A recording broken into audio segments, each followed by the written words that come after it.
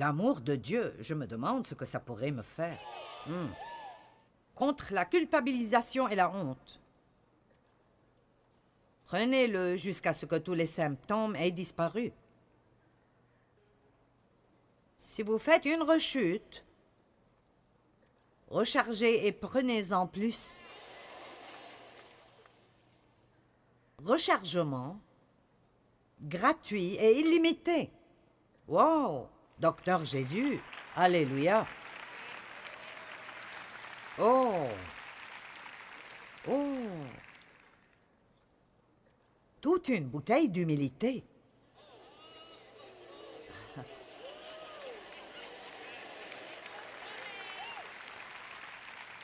Prenez-en pour l'arrogance, l'orgueil et la prétention. Prenez-en pour le jugement et le criticisme.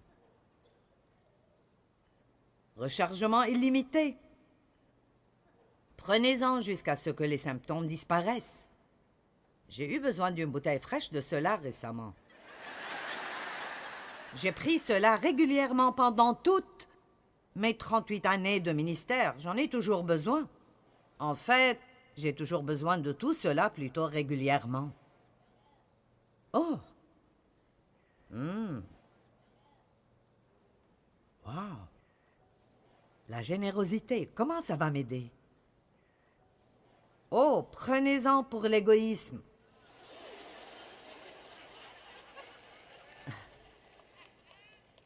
Wow! Prenez-en jusqu'à ce que les symptômes disparaissent. Vous savez quoi? J'étais si égoïste et égocentrique, et j'étais né de nouveau, baptisé par le Saint-Esprit et dans le ministère, et j'étais si égoïste et égocentrique. Et j'étais si malheureuse, et je ne savais pas pourquoi. Je pensais que c'était la faute de Dave. Je pensais que si mon ministère grandissait, j'aurais été heureuse. Et si mon dos ne me faisait pas mal, j'aurais été contente. Je pensais que si j'avais plus d'argent, j'aurais été contente. Si mes enfants agissaient mieux, j'aurais été heureuse. Allez! Et dans l'un de mes grands moments de prière, j'ai dit à Dieu, « Je ne sais pas ce qui ne va pas en moi, Seigneur. Je vais à l'église chaque semaine. Je suis à l'accueil.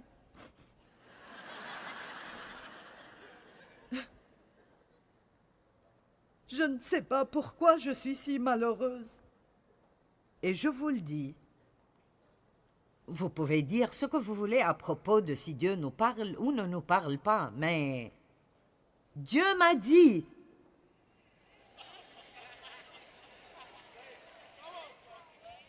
tu es malheureuse parce que tu es égoïste.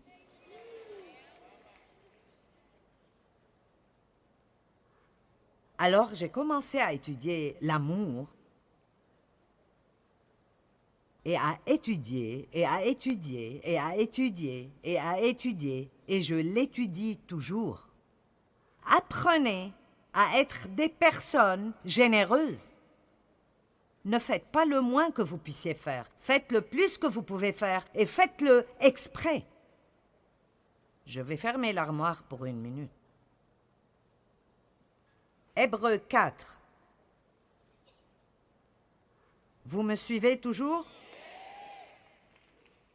Est-ce que ça va au-delà de vos cerveaux pour arriver à votre esprit?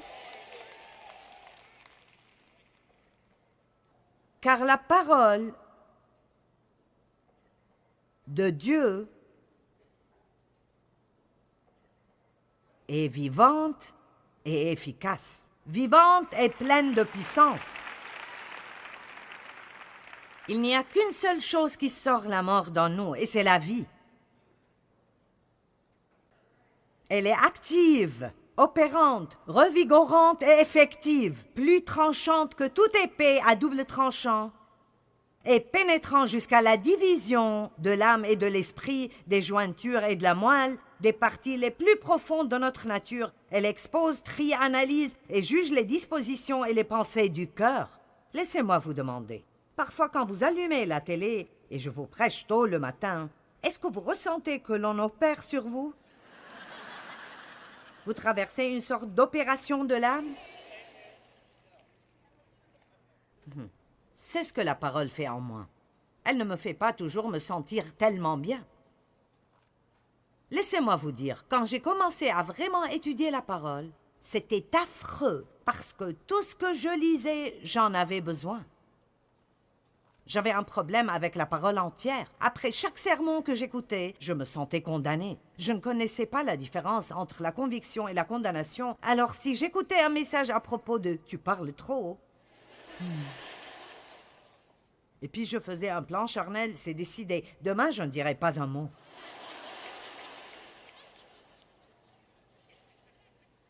Et je marchais à la maison.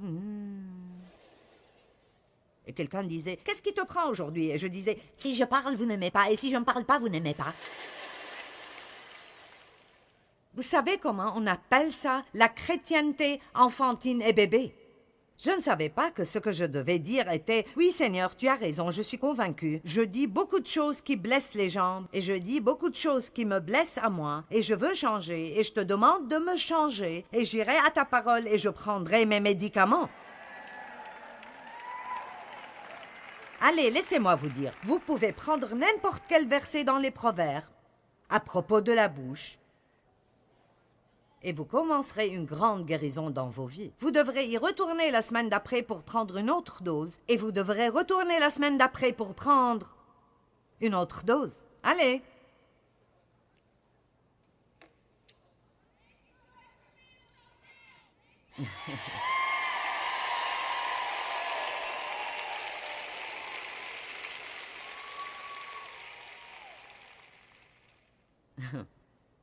Vous savez ce que j'ai fait?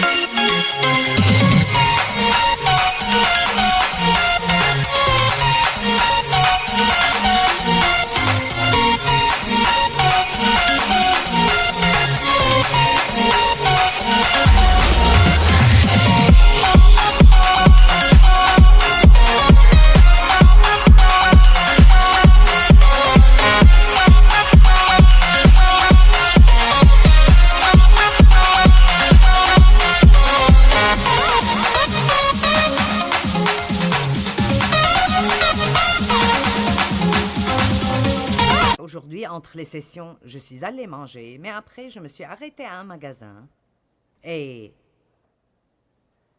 j'ai acheté près de 7 pièces de vêtements pour une amie. Je n'essaie pas de vous montrer combien je suis bonne, mais j'essaie de vous dire comment je reste heureuse.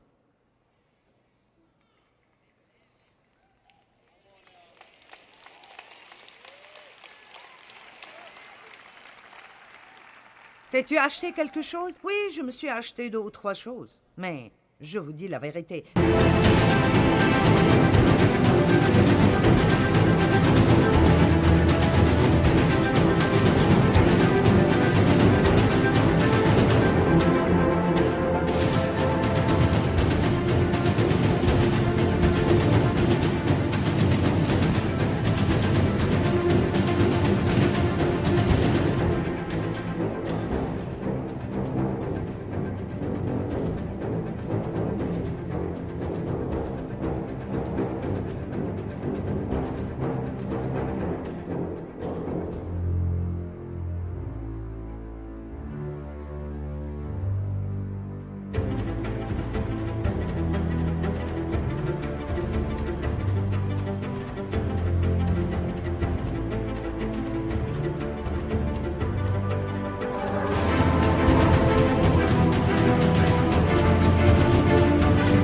J'ai découvert que la seule façon d'être heureuse est d'être agressivement généreuse. Et je n'attends pas que l'envie me vienne, je n'attends pas de vouloir l'être, je le fais exprès chaque jour, parce que j'ai perdu assez d'années de ma vie à être triste et énervée, et maintenant je veux être heureuse.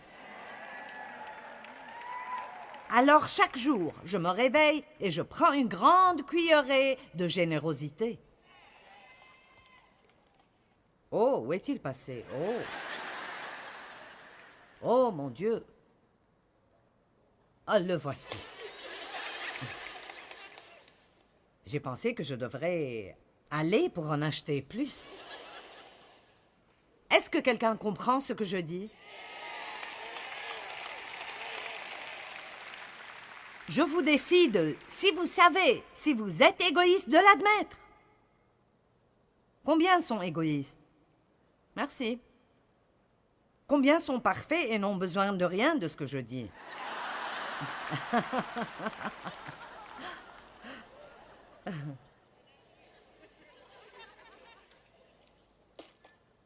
Waouh! L'énergie du Saint-Esprit.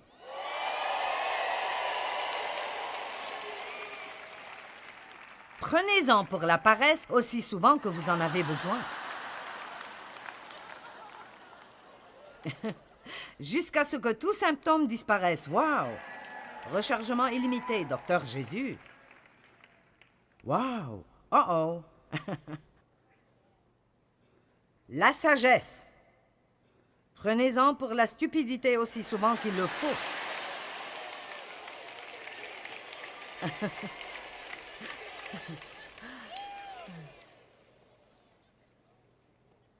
Mon Dieu! Ouh! Comment pouvez-vous être chrétien et vous ennuyer? Je veux dire, si vraiment vous entrez dans cela de tout votre cœur et vous mettez un objectif, je veux grandir, je veux être comme Jésus, je veux être conforme à son image, je veux qu'il soit fier de moi, je ne suis pas là juste pour avoir ce que je veux, je suis là pour servir Dieu, il revient pour moi et je me tiendrai devant lui et ferai un compte-rendu de ma vie. C'est le moment de nous débarrasser de nos biberons, de nos couches et de nos tétines. C'est le moment de grandir et d'être des hommes et des femmes de Dieu.